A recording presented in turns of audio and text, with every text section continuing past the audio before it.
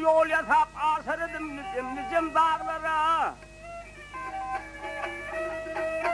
Cepte coşanayı bedevay, ey harladım, sapar ettim takip ederim solları. Ha.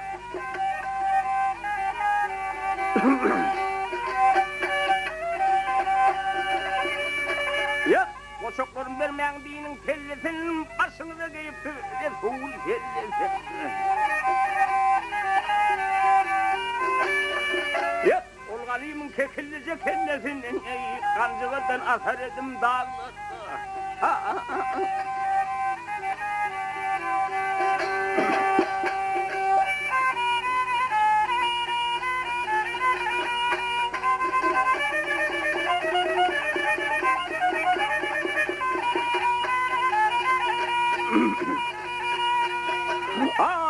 Kala divattan samatın birine kurban olum düldül koşuk haline.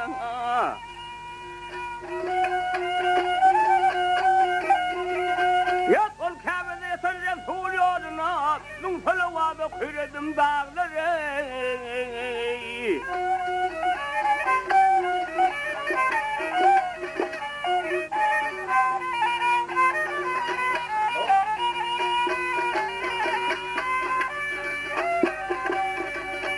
Döwletýar ança döwralar sürdüm, yansıtın yamanın kan gelip sürdüm. Yat yolunu oturup kervenini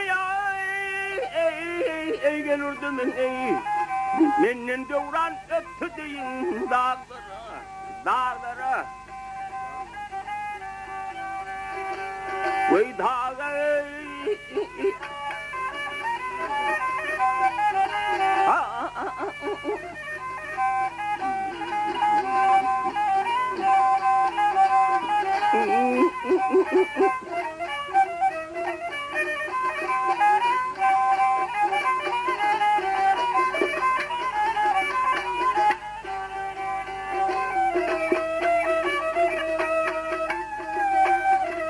Ya bağlarını be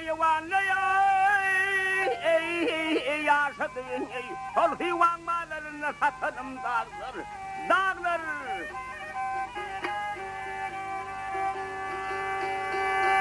Ey